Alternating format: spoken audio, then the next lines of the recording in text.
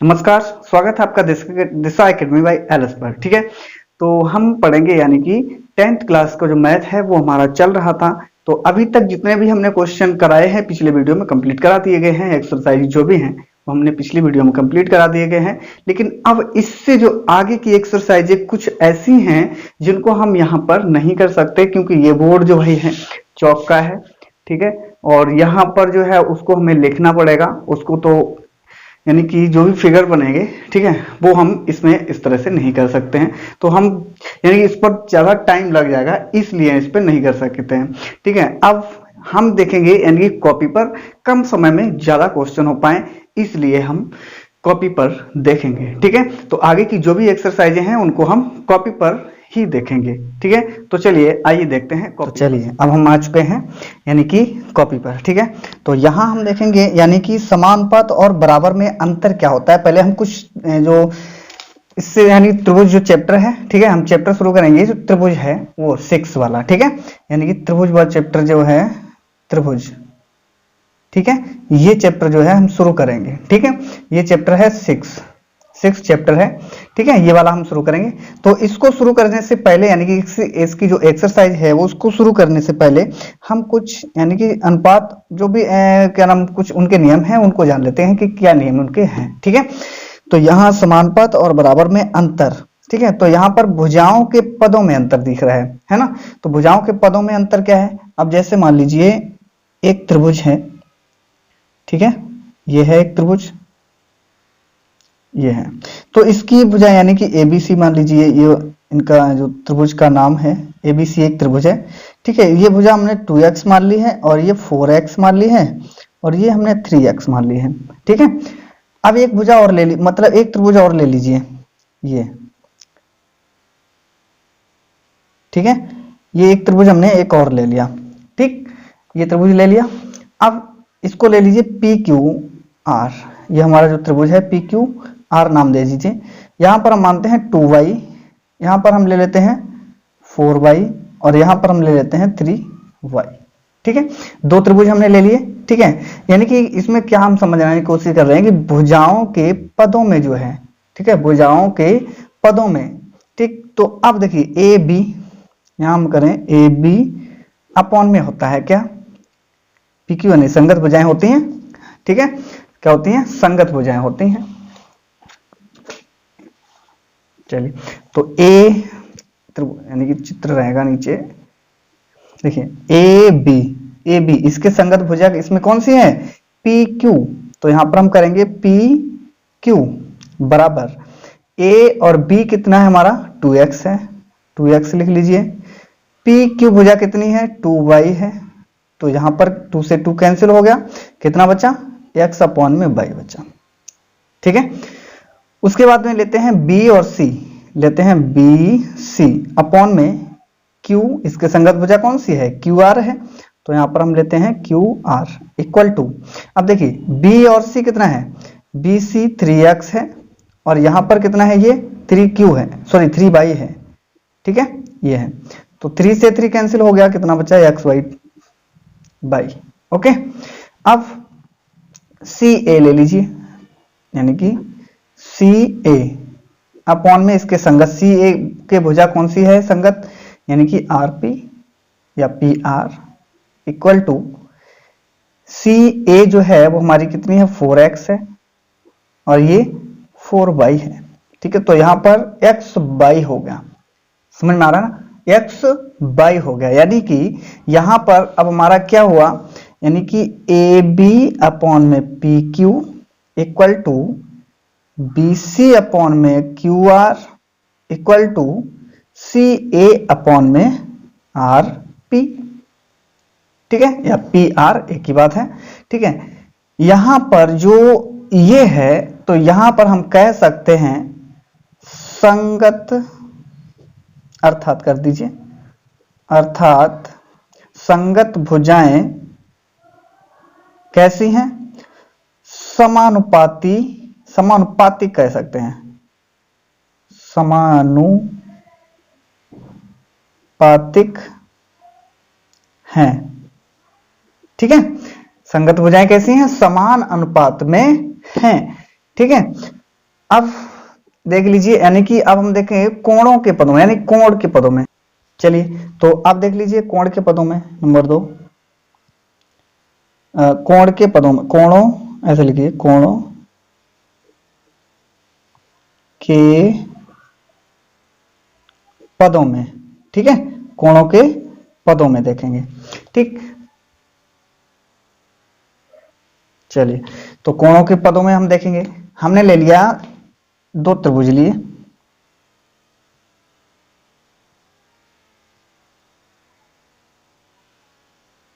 ठीक है, एक त्रिभुज ये है, एक त्रिभुज ये ले लिया, ठीक है। ये ए बी सी है, ए बी सी, ये पी क्यू आर है, पी क्यू आर, ठीक है, पी क्यू आर, ओके। अब ये कोण हमने ले लिया कि 2x है, ये कोण हमने ले लिया 3x है, ये कोण हमने ले लिया 4x है, ठीक है, ये कोण ले लिया 2y है, ये हमने ले लिया 3y, और ये हमने ले लिया 4y। समझ में आया, ठीक है। तो अब यहां पर देखिए कोणों के पदों में अगर हम देखेंगे तो क्या होगा, एंगल ए अपॉन में एंगल पी होता है ना। तो एंगल ए कितना है 2x, एंगल पी कितना है 2y, यानी कि एक्स वाई हो जाएगा, राइट। एंगल बी अपॉन में angle Q equal to 3x upon में 3y, ओके। तो बराबर में हो जाएगा, 3 से 3 कैंसिल हो जाएगा, है ना, तो एक्स वाई हो जाएगा। इसी तरह से यहां पर भी, इसमें भी होगा, यानी कि एंगल सी अपॉन में एंगल आर, ठीक है। तो एंगल सी हमारा कितना है 4x है, एंगल आर कितना है 4y है, ये भी हमारा आ गया x अपॉन में y, राइट। तो यहां पर भी हमारा क्या हुआ कि angle a upon angle p equal to angle b upon में angle q equal to angle c upon में एंगल r, ठीक है। तो इसको हम क्या कह सकते हैं, सम, यानी कि इसको हम कह सकते हैं, अर्थात यानी कि संगत, ऐसे करो, संगत कोण कैसे हैं, समानुपातिक हैं, समानुपातिक हैं, ठीक है, यानी कि समान अनुपात में है, ठीक है। अब देखिए, अब यहां पर एक बात ध्यान देने की ये है, तो इसको देखिए, अब हम देखेंगे कि x और y कैसे हैं, बराबर हैं या कैसे हैं, भिन्न हैं, ठीक है, भिन्न होंगे, ठीक होंगे, यानी कि हम इनको जो देखेंगे कि जो x और y हैं वो बराबर हैं या भिन्न हैं। देखिए, तो angle A plus angle B plus angle C equal to हमारा क्या होता है, त्रिभुज के तीनों कोणों का योग जो होता है हमारा 180 होता है ना, 180 होता है। तो एंगल A कितना है, यानी कि 2x, एंगल B कितना है 3x, एंगल 4 कितना, वो C कितना है 4x इक्वल टू 180, ठीक है। तो इनको जोड़ लीजिए सबको, तो इसको हम जब जोड़ेंगे तो ये 9x हो जाएगा इक्वल टू 180 डिग्री, और x इक्वल टू हो जाएगा 180 अपॉन में 9, कितना हो जाएगा 2, यानी कि x बराबर हमारा कितना निकल के आ जाएगा, x बराबर आ जाएगा 20, ठीक है। अब x बराबर जब 20 आ गया तो एंगल A का जो मान होगा वो हमारा कितना हो जाएगा 2 इंटू 20 इक्वल टू हमारा कितना हो जाएगा 40 डिग्री का। एंगल B बराबर हमारा कितना हो जाएगा 3 इंटू 20 इक्वल टू 60 डिग्री का। एंगल C बराबर हमारा कितना हो जाएगा, C कितना है 4x, यानी कि 4 इंटू 20 इक्वल टू कितना हो जाएगा 4 दूनी 8, 80, ठीक। तो ये जो है कोण हमारे आ चुके हैं इसके। अब हम देखेंगे एंगल PQR वाले, ठीक है, किसके देखेंगे, एंगल PQR के देखेंगे। तो हम देखेंगे angle P plus angle Q plus angle R equal to 180 degree, ठीक है। तो यहां पर ये 2y है प्लस ये 3y है प्लस ये 4y इक्वल टू कितना था, 180 था। ये भी जोड़ेंगे 9y हो जाएगा equal to 180 degree, y equal to हो जाएगा 180 अपॉन में 9, ये हमारा हो जाएगा 2 सॉरी 20 हो जाएगा, है ना। तो बाई बराबर भी कितना आ गया, 20 डिग्री आ गया। ठीक है, तो 20 डिग्री आ गया, इसको भी निकाल लीजिए यहाँ से। तो हमारा एंगल जो P बराबर है वो कितना हो जाएगा, 2 इंटू 20 इक्वल टू 40 डिग्री। ठीक है, एंगल Q बराबर कितना आ जाएगा, 3 इंटू 20 डिग्री बराबर कितना हो जाएगा, 60 डिग्री। अब एंगल R इक्वल टू कितना हो जाएगा, 4 इंटू 20। ठीक है, यानी कि ये हमारा हो जाएगा 80 डिग्री का। तो यहां पर हम क्या कह सकते हैं कि यो देखिए एंगल A बराबर एंगल P, एंगल B बराबर एंगल Q, एंगल C बराबर एंगल R। यानी कि इसके सभी कोण त्रिभुज ABC के सभी कोण त्रिभुज P Q R, ठीक है, A और P इसके बराबर होंगे। देखिए यहाँ पर A का कितना है, A का हमारा कितना आया था, A का हमारा 40 आया। ठीक है, इसी तरह से P का कितना आया, P का भी 40 आया। अब B का कितना आया, 60 आया। यहाँ पर Q का भी 60 आया। यहाँ पर C का जो है 80 है, और यहाँ पर भी R का हमारा कितना है, 80 है।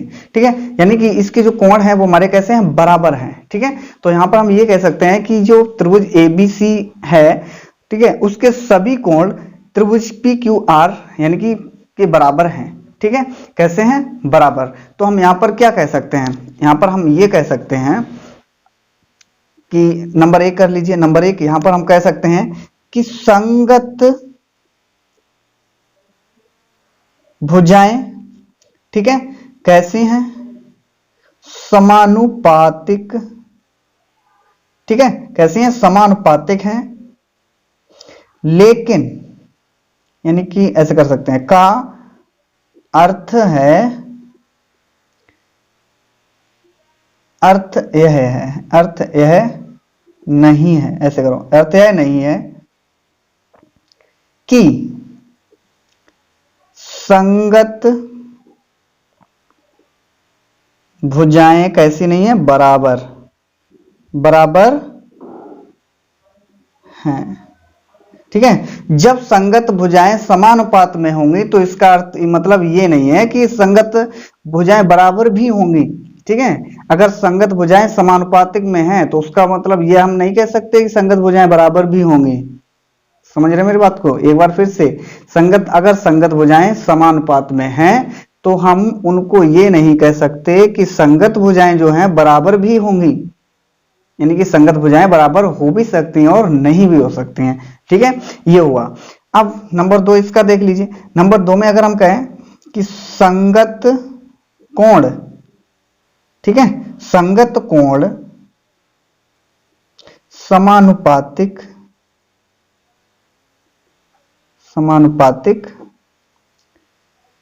हैं। ठीक है, कैसे हैं, समान अनुपात में अगर हैं तो का अर्थ क्या है, का अर्थ यह है कि संगत कोण आवश्यक लिखो, आवश्यक रूप से कैसे होंगे, बराबर हैं। ठीक है, यानी कि संगत कोण अगर समान अनुपात में हैं तो इसका अर्थ यह होता है कि संगत कोण जो हैं आवश्यक रूप से बराबर भी होंगे। ठीक है, तो ये हो गया। यानी कि हम ऐसे कह सकते हैं, मान लीजिए संगत भुजाएं, ऐसे करिए, भुजाएं, ठीक है, समानुपातिक हैं। ठीक है, कैसी हैं, समानुपातिक हैं, और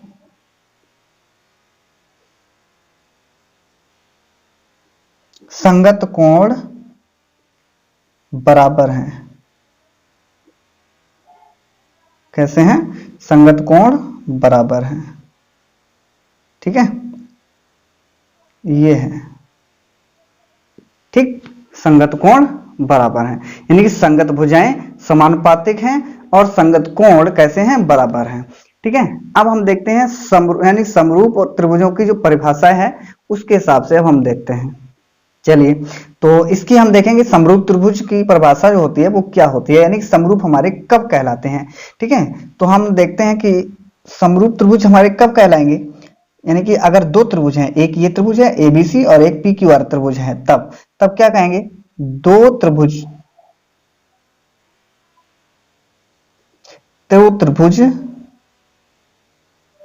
समरूप होते हैं। कब होते हैं, समरूप होते हैं यदि इनके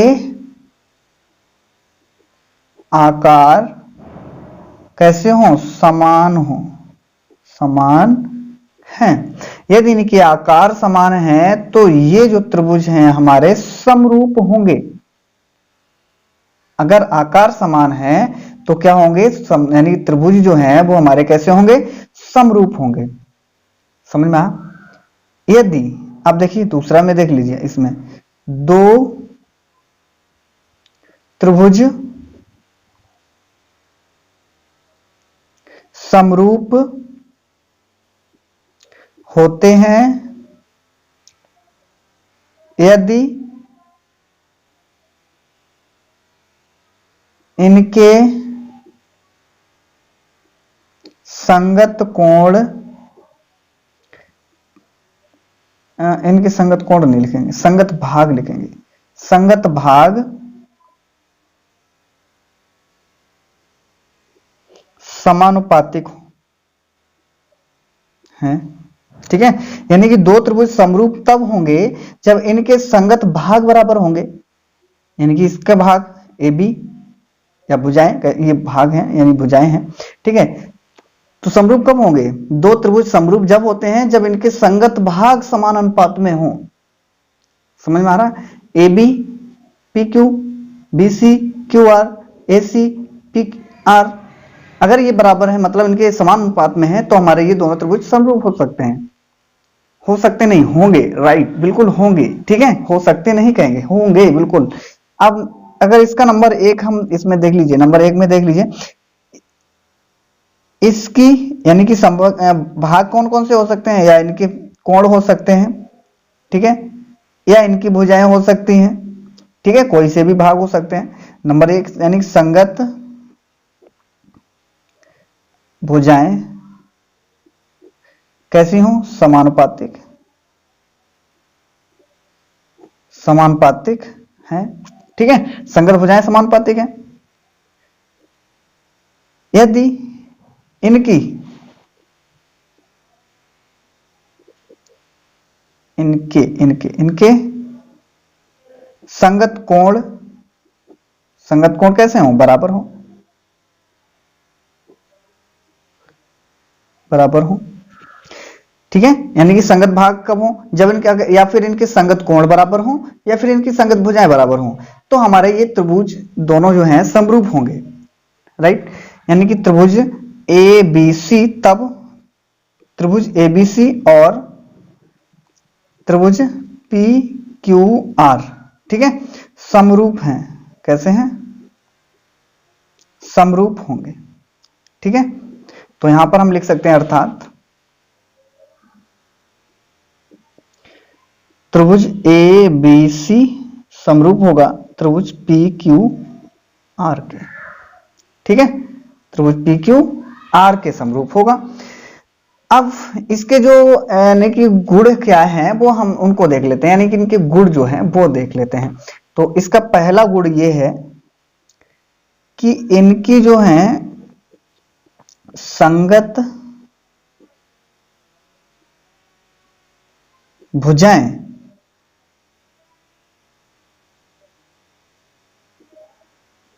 समानुपातिक हैं। ठीक है, या इनकी संगत भुजाओं का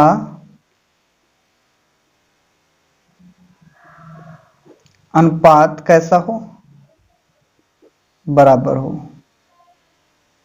ठीक है, बराबर, ठीक, तब कहलाएंगे। राइट, इतना समझ में आया। चलिए आगे देखते हैं।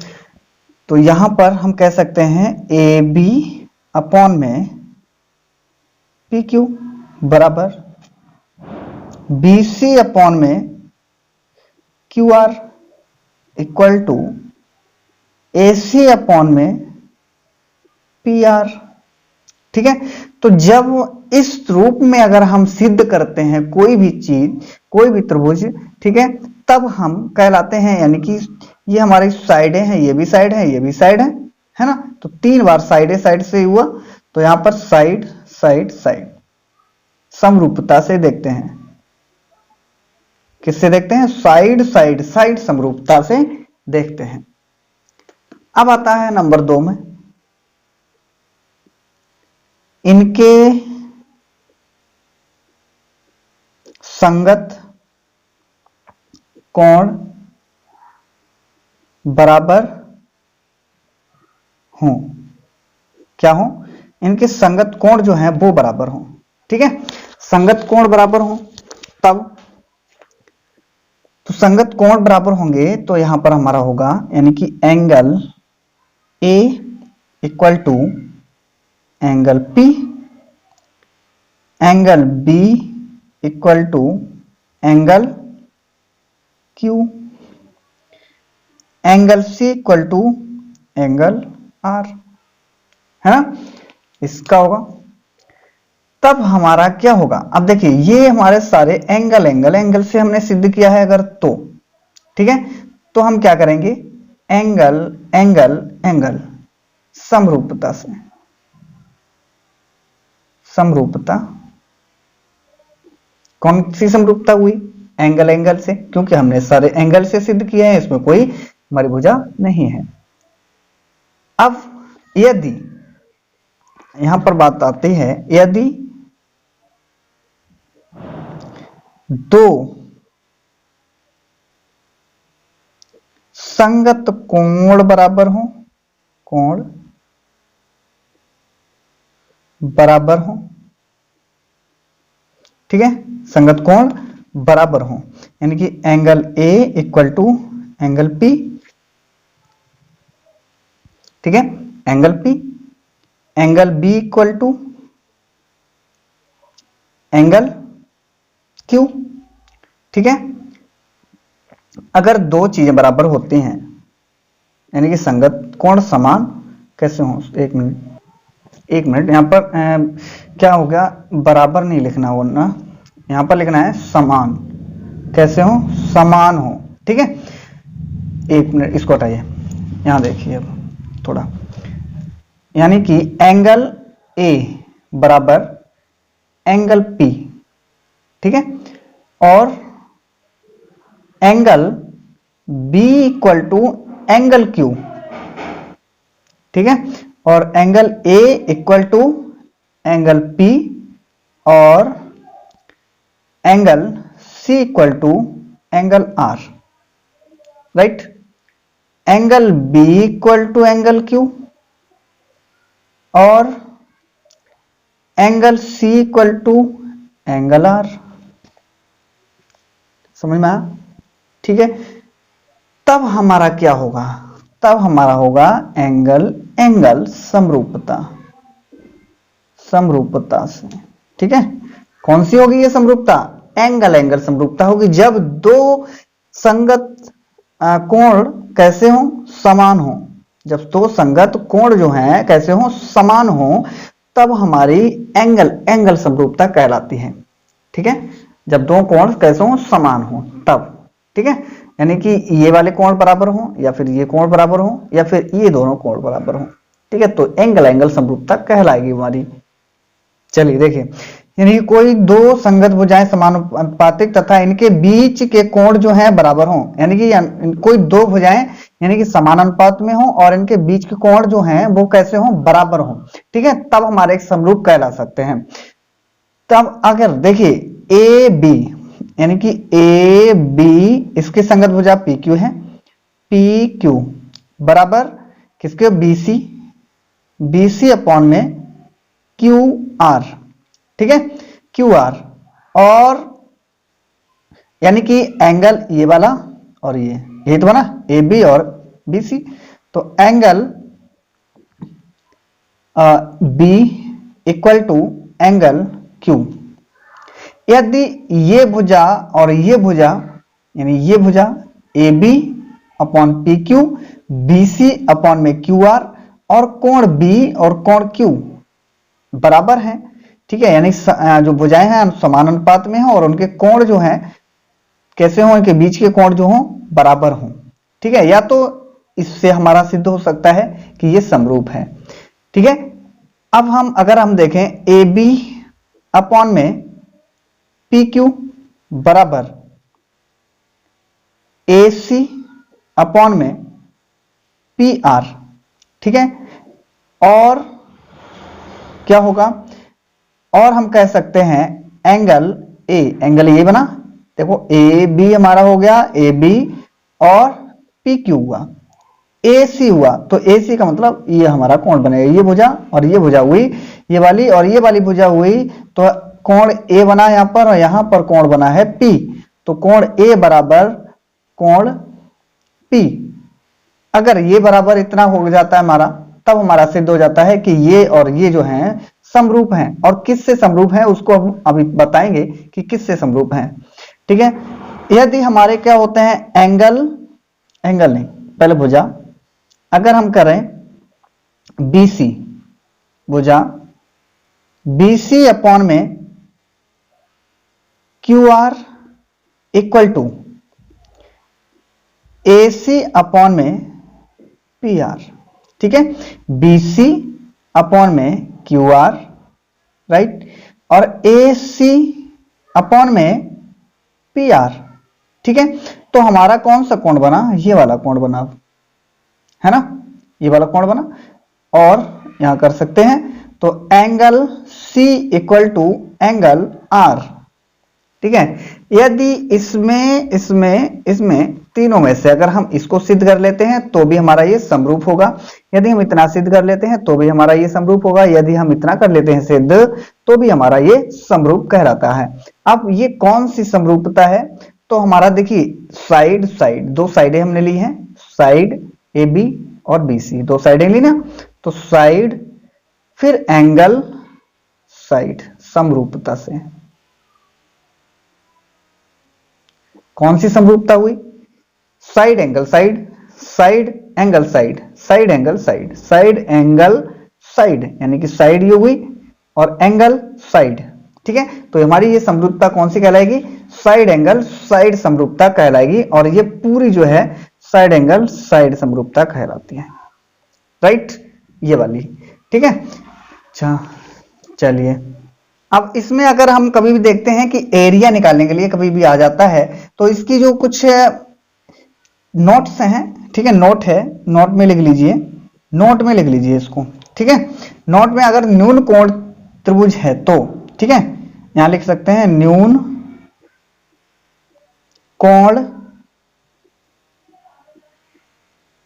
त्रिभुज में, ठीक है। तो अगर न्यून कोण त्रिभुज है, यानी कि अगर हम निकालते हैं ये वाला त्रिभुज, मान लीजिए हमने बना लिया एक त्रिभुज, राइट, यानी कि ए बी और सी, ठीक है। यहां से हमने इस पर लंब डाल दिया, एक लंब डाल दिया जो हमारा डी है, और ये लंब जो होता है वो 90 डिग्री का होगा, ठीक है। जब लंब पड़ेगा तो न्यून कोण अगर हमारा हो, कैसा हो न्यून कोण, तो एरिया त्रिभुज ए बी सी बराबर हम निकालेंगे 1/2 आधार गुणे संगत ऊंचाई, ठीक है। क्या होगा, आधार गुणे संगत ऊंचाई 1/2, आधार कितना है, आधार हमारा क्या है, आधार BC है, संगत ऊंचाई क्या है, AD है, AD, तब हमारा ये हो जाएगा, यानी कि न्यून कोण का हम एरिया निकाल सकते हैं, ठीक है, ठीक। अब न्यून कोण त्रिभुज में जो लंबवत अंदर होता है, ठीक है, न्यून कोण त्रिभुज में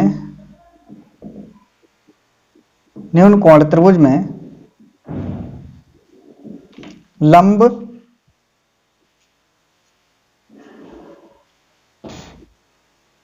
त्रिभुज रे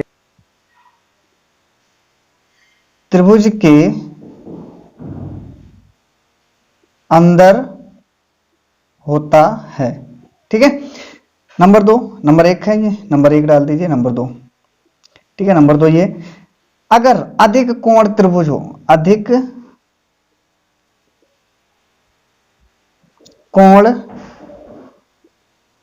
त्रिभुज, अधिक कोण त्रिभुज में हो। ठीक है, कैसा हो, अधिक कोण, ये तो न्यून कोण के लिए हो गया हमारा। ठीक है, अगर अधिक कोण त्रिभुज होता है, अब जैसे मान लीजिए अधिक कोण त्रिभुज कब होता है, देखिए अधिक कोण त्रिभुज होता है, जैसे मान लीजिए ये हमारा ये रेखा हो गई, ठीक है, और ये हो गई। ठीक है, इसको मिला दीजिए, तो ये हमारा जो होगा वो हमारा कैसा होगा, अधिक कोण कहलाएगा। ठीक है, अब इसको यहां से हम एक लंब डालेंगे। ठीक, इस रेखा को भी बढ़ाइए, बढ़ा दी। ठीक है, ये हमारा हो गया, इसको डालिए ए बी और सी, और यहां पर जो है ये डी डाल दीजिए। राइट, तो अगर हम इसके लिए अगर हम क्षेत्रफल इसका निकालते हैं तो एरिया त्रिभुज ए बी सी का निकालेंगे। ठीक है, तो यहां पर हो जाएगा 1/2 इंटू